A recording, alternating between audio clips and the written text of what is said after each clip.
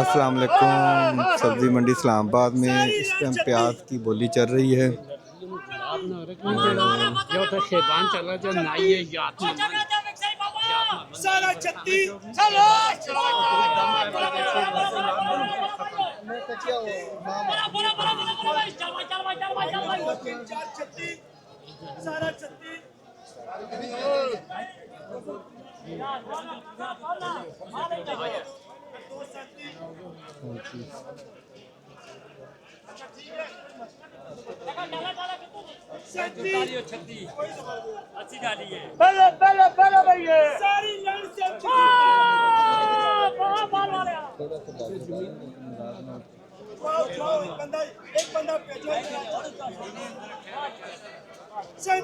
मामा कितना लेना है?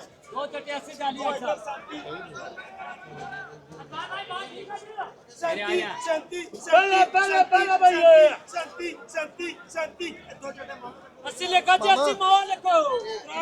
सैंतीस में ये बोरी डन हुई है जी। ये कितना वजन है इसमें?